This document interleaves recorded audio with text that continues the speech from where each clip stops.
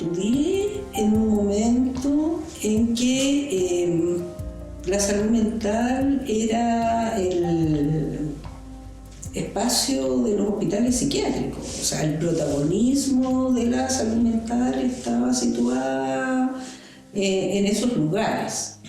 Lo que había fuera de los hospitales psiquiátricos era mínimo. O sea, muy pobre, muy mínimo, muy desarticulado y prácticamente yo diría casi invisible. Porque claro, yo venía con toda la impronta de entender que los temas para la época, ¿no?, de patologías psiquiátricas, enfermedades psiquiátricas, eran un dominio de la institución manicomial, ¿no? Yo no hablaba de manicomio, hablaba del hospital psiquiátrico, ¿no?, como una instancia sanitaria de alta calidad y todo, ¿no? Pero claro, llegué en la época en que donde habían servicio de anatomía, había neurocirugía, las personas se atendían como un todo ahí, ¿no? Con prácticas de electroshock, prácticas de lobotomía o cirugía. Yo llegué a trabajar como en el pic del desarrollo de lo que en ese entonces era lo que se implementaba en ese hospital, que era este modelo como de comuna protegida. Y la comuna protegida era armar como una realidad paralela que pretendía como, entre comillas, asimilar lo que ocurría puerta afuera, pero que era puerta adentro y artificial. Era un modelo bien conductista. Había habido años anteriores a mí, que yo llegara a trabajar, un equipo tirando como de la Escuela de Psicología de Chile, que había aplicado un programa de conductismo, economía ficha, todo desde la perspectiva de la rehabilitación estaba muy centrado en esto del refuerzo, del castigo. Las personas, por ejemplo, estaban uniformadas de acuerdo a su unidad residencial. No había ninguna propiedad personal, ninguna posibilidad de desarrollar alguna identidad. Los baños eran baños masivos, entonces había alguien que definía los días de baño, lunes, miércoles y viernes, y todos se bañaban el lunes, miércoles y viernes, entonces había una fila, la gente se sacaba la ropa y empezaba a hacer una fila, a pasar por las duchas para que después recibieran un paquetito de botón azul, claro. Esto del trabajo, había muchos talleres y otras actividades, entre comillas, laborales, por las cuales teóricamente las personas recibían. Ahora, lo loco de toda esta situación es que estos recursos que teóricamente ellos recibían por su trabajo eran los recursos provenientes de sus propias pensiones básicas solidarias hoy día, en ese momento pensiones asistenciales. O sea, era su plata, ¿me entiendes? Pero las personas creían que recibían un pago por su trabajo. Primero, no había nadie afuera que mirara lo que pasaba allá adentro. O sea, la autonomía respecto a lo que se hacía era absoluta.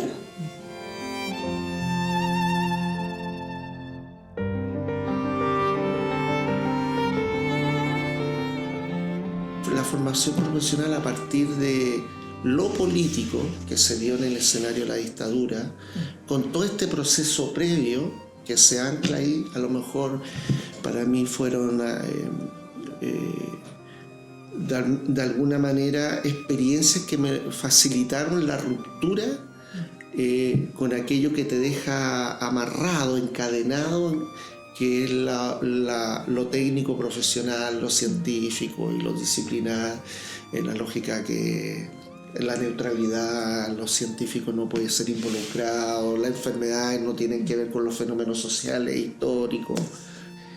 Bueno, entonces represento eso porque era un hospital muy politizado. Entonces, ese hospital politizado también contribuyó a conocer actores de otros lugares, en otros espacios del campo de la salud, muchas actividades en el colegio médico. Entonces ahí también uno ve lo organizacional, ve lo colectivo, la fuerza del movimiento social, la necesidad de estar todos fusionados juntos para luchar frente a algo que es más relevante que el propio oficio, ¿no? Que tiene que ver con la vida, la democracia, la libertad. Esa conexión hay que hacerla, porque no quiere decir que uno no trabaje, ¿no? Significa que ese trabajo siempre está en una profunda relación ética, ¿no? Ética de quienes están excluidos, negados en su existencia, reprimidos, con ausencia de derechos, violentados. Entonces yo creo que esa conexión a mí siento que me libera. Esto de que yo les cuento como, entre comillas, la rutina habitual, iba siendo cada cierto rato marcada por situaciones, o sea, francamente horrorosas, traumáticas, terribles. Los suicidios de los compañeros de trabajo. Y uno miraba para el lado, no sé, mi marido trabajaba en la Teletón en ese momento, y que ya hasta mucho tiempo en la Teletón, y como 4 compañeros de trabajo se han suicidado, no era una cosa habitual, como se vivía en el penal.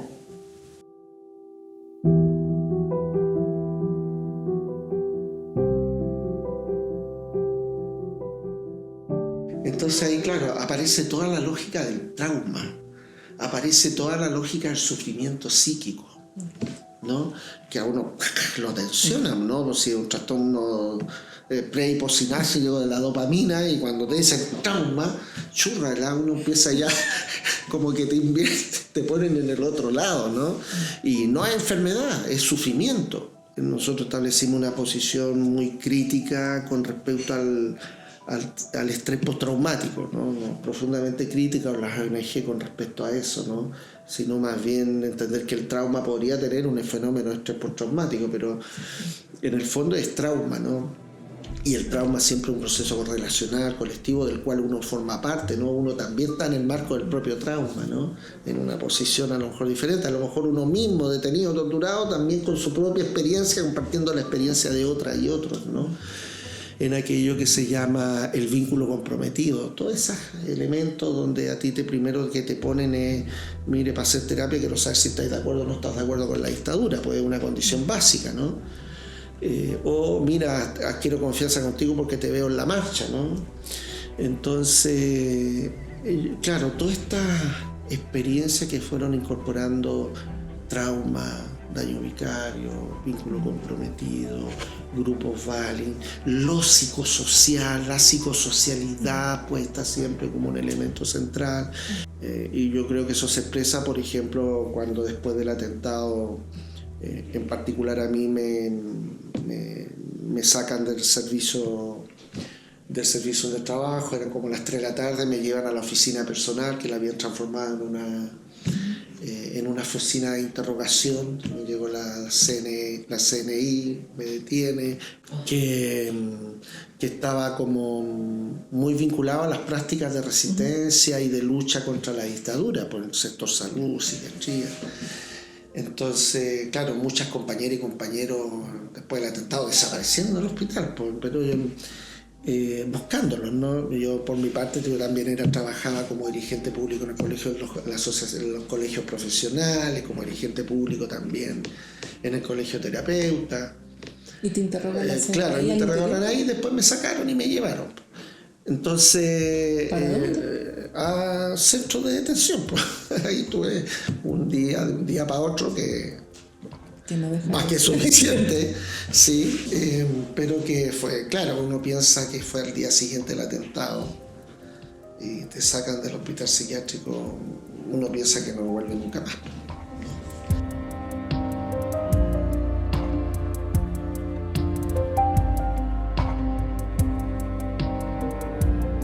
Mi primera experiencia de comunidad de vida al territorio en las marchas. Las marchas con familiares detenidos desaparecidos, donde los mítines en las esquinas, ¿sí? ¿Dónde más? En las comunidades dentro de las cárceles con los presos políticos que viven en carretas, que se separan de acuerdo a las estructuras políticas, a los eventos políticos con los cuales fueron detenidos, las causas, donde se arman las carretas, las comunidades, donde llegan sus familias.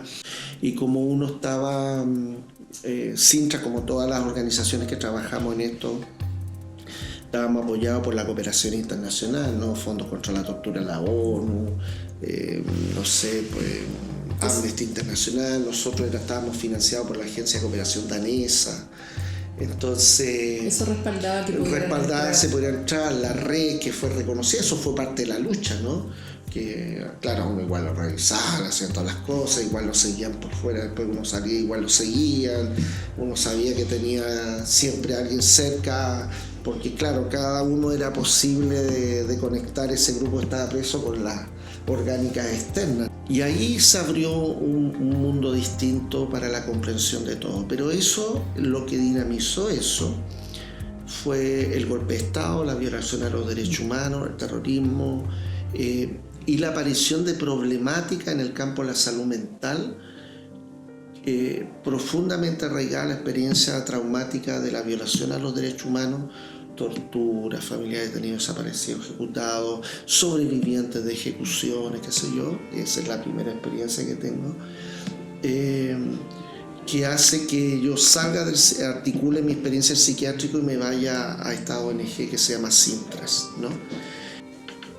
El concepto no comunitario también ha tenido tantas formas distintas durante todo este proceso que yo he podido ver. ¿Qué es lo que en ese minuto, estoy hablando del año 90, que es cuando empezamos a hablar de la salud mental comunitaria, qué es lo que se entendía por salud mental comunitaria? Se entendía el poder externalizar, sacar, trasladar a estas personas que estaban viviendo dentro de un hospital a vivir fuera de un hospital.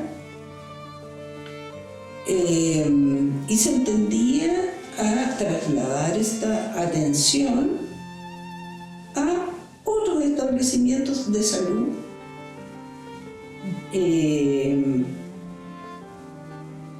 para lo cual era necesario desarrollar una red de salud,